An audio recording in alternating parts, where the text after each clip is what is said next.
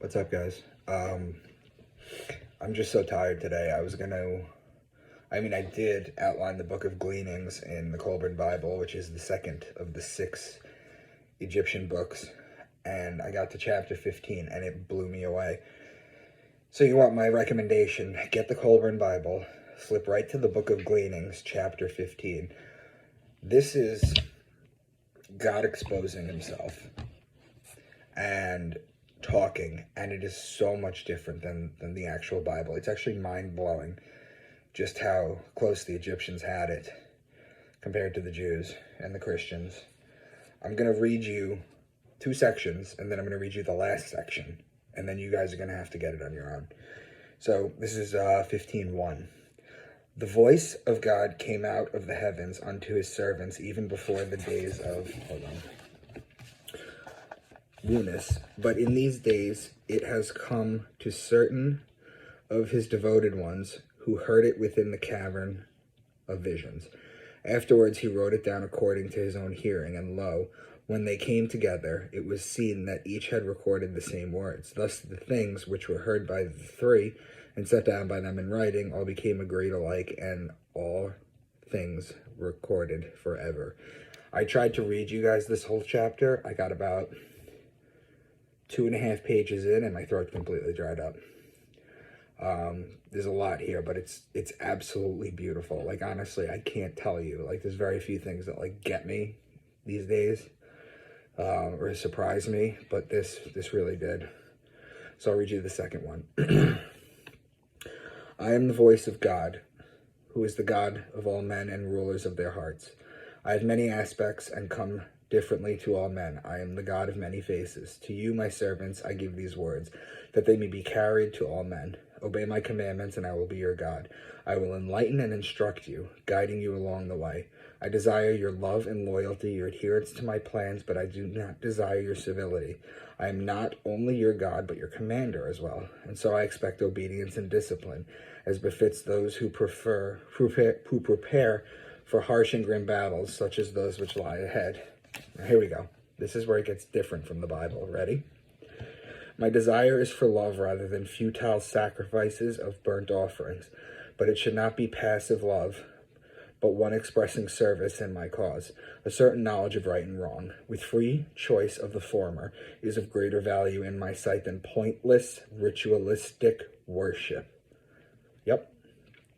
I derive no pleasure from the wasteful shedding of the blood of the bulls and lambs. I gain nothing from the fat of the sheep and the flesh of goats. If I were to do that astrotheologically, let's see, the bulls would be Taurus, right?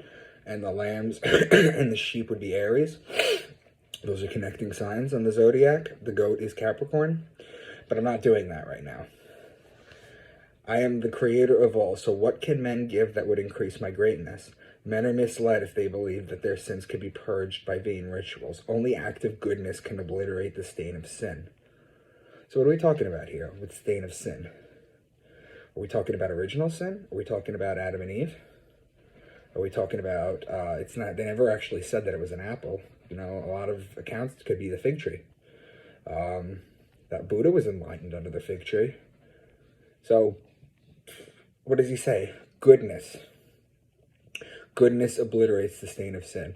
Whereas the Christians will have you believe that only the complete submission to Jesus Christ and the blood on the cross will do it.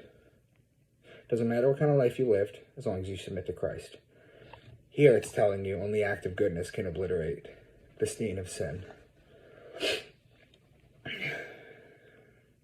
Men approach me in fear. They come to me with servility. They beg forgiveness for their sins and request my help in worldly matters. To sing my praises is their excuse for coming into places made sacred unto me. But they come wanting something, be it only reassurance. With this attitude towards me, do you wonder why I remain mute before their pleas? Bring me no more vain offerings of flesh and blood, for such wastefulness of life is an offense to the God of life. What benefit do I derive from all your feasts and festivals? Give me dedication and effort, that's all I ask. Above all, be true to yourselves, for I abhor the face of hypocrisy, the face all too familiar when men approach me. So what were we talking about the sacrifice? Well, the Jews would have the sacrifice. See, when Abraham took Isaac and was going to slaughter him, and the angel of death stopped his hand from striking down on Isaac, right? Side note, there are some variations where Abraham actually kills Isaac and he remains dead for 3 days and he has to be brought back to life. Again, the whole dead for 3 days thing, we've gone over it a million times.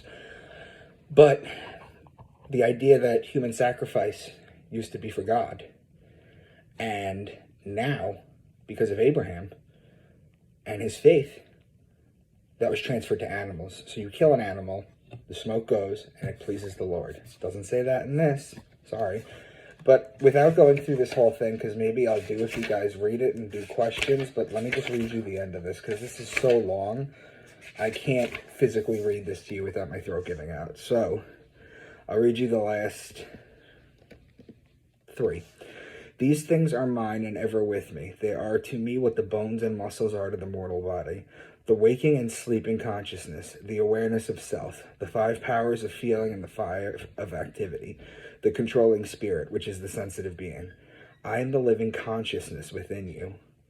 Wow. The Egyptians wrote this, by the way, thousands and thousands and thousands of years ago.